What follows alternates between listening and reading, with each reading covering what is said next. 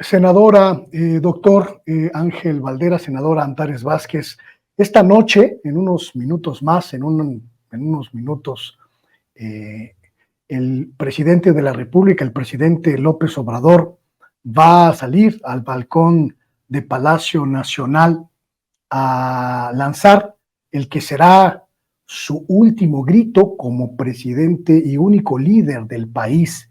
El próximo año, el próximo 15 de septiembre de 2024, tendremos ya una presidenta electa y prácticamente la despedida de López Obrador. Y quiero recordar con ustedes el primero de los gritos, quizá el más estremecedor, porque daba cuenta de un cambio que todavía no sabíamos cómo iba a ser, pero que ya lo intuíamos en la fuerza de este hombre. Vamos a recordarlo. Mexicanas, mexicanos, ¡viva la independencia! ¡Viva Miguel Hidalgo y Costilla! ¡Viva José María Morelos y Pavón! ¡Viva Josefa Ortiz de Domínguez! ¡Viva Ignacio Allende! ¡Viva Leona Vicario! ¡Vivan las madres y los padres de nuestra patria!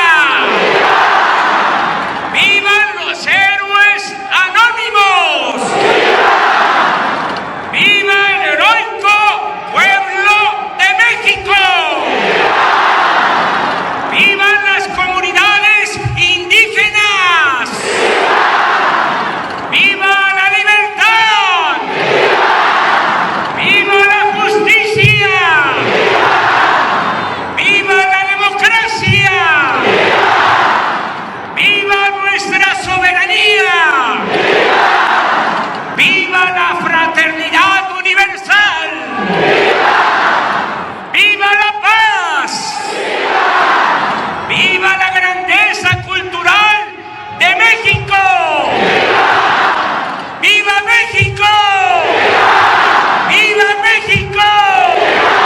¡Viva México!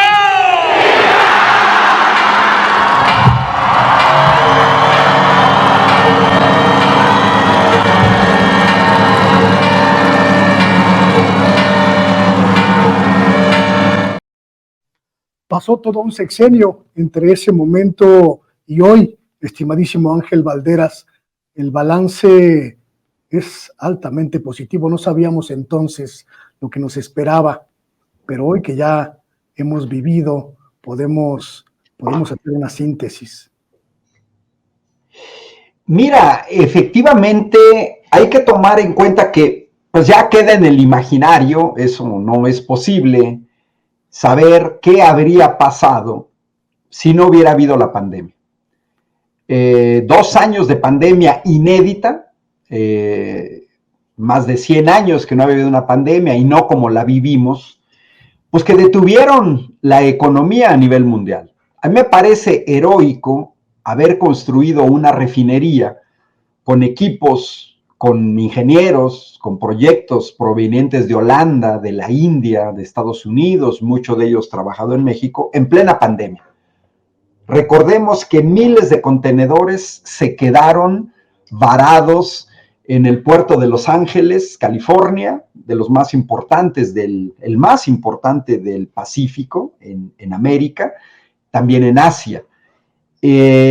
No nos fue mal, o sea, más allá de la cantidad de gente que falleció en México, en términos proporcionales, para el pésimo estado de salud que nos dejaron en México, con un déficit de 210,000 médicos, un déficit de 430,000 enfermeras, un déficit de más de 200,000, 250,000 camas de hospital, con los 400 hospitales abandonados, no equipados, etcétera, el haber sacado adelante a este país sin haber pedido deuda, sin habernos endeudado tipo Fobaproa, como planeaban, que también eso es parte del enojo, sí muestra una diferencia enorme entre hacer las cosas.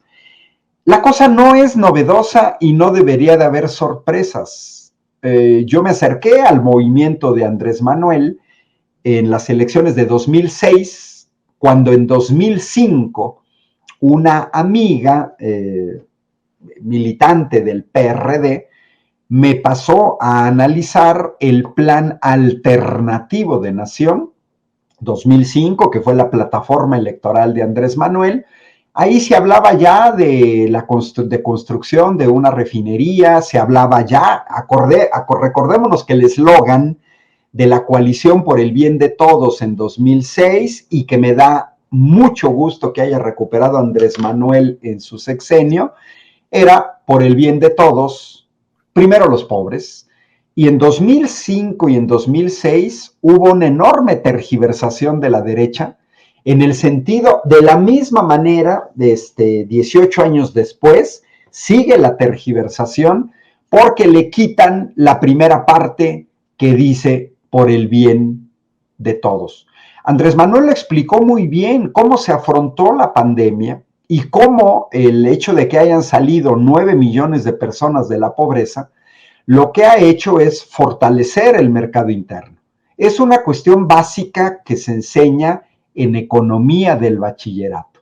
Si la gente tiene dinero, le compra a la señora de la tiendita de la esquina.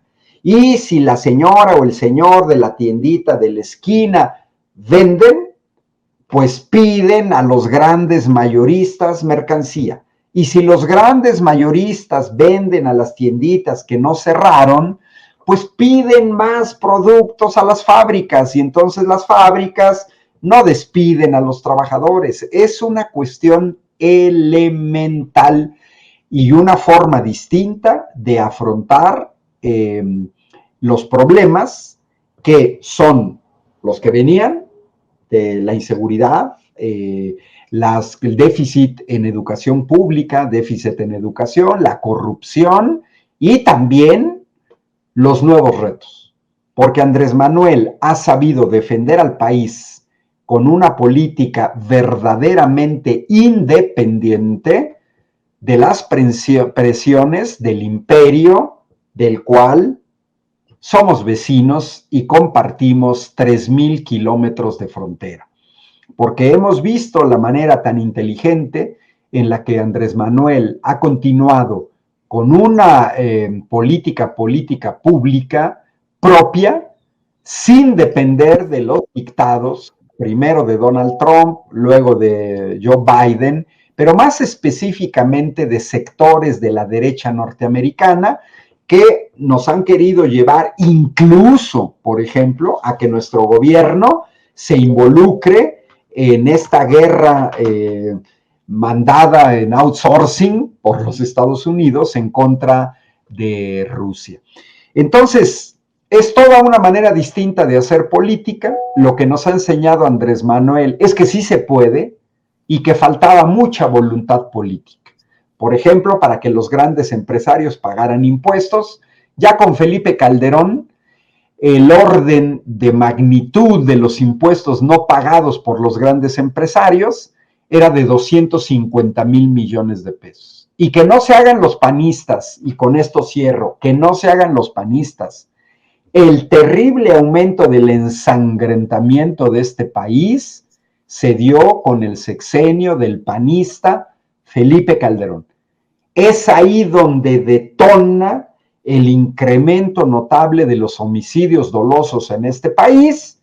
Y también aprovecho pues, para preguntarle a la señora Xóchitl Gálvez, que seguramente es fan de Sin Censura, pues que nos cuente qué sabía ella de Genaro García Luna, del gobierno del que ella fue parte. Porque recordemos que Xóchitl Gálvez se integra al gobierno panista de Vicente Fox en 2003. Y como dijo la senadora, efectivamente, Xóchitl Gálvez formó parte de un gobierno panista en el gabinete ampliado. Después fue candidata a gobernadora del estado de Hidalgo por el PAN. Fue candidata a la delegación Miguel Hidalgo por el PAN y es senadora plurinominal del PAN. Es decir, esta señora tiene 20 años de connivencia con los panistas.